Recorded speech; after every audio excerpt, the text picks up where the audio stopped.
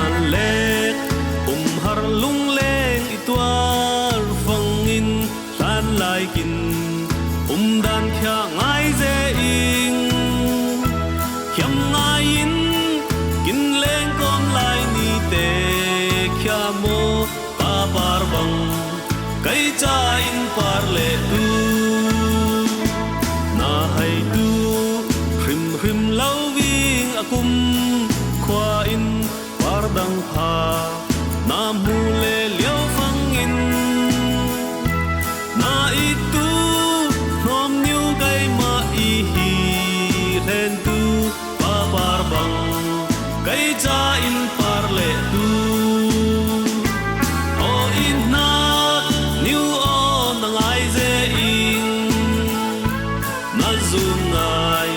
lung leng tuar ben lau ding vai khat dal thin nomin i ruai le tu pa par bang kai cha in par le tu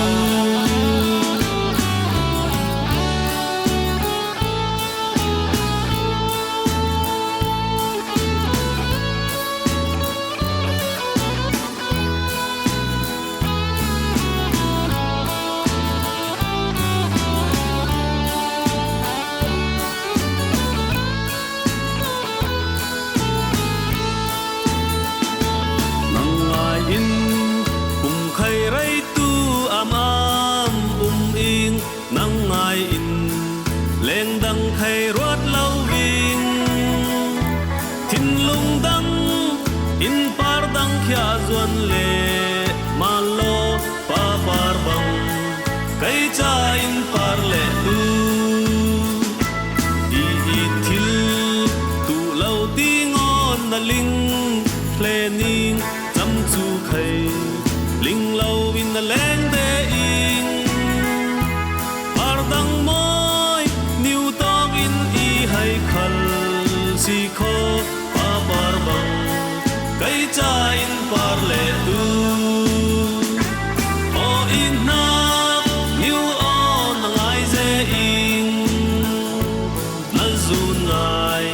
lung leng tuar ben lau wing vai khat dal thin nomin i ruai le tu par bang kai cha in par le tu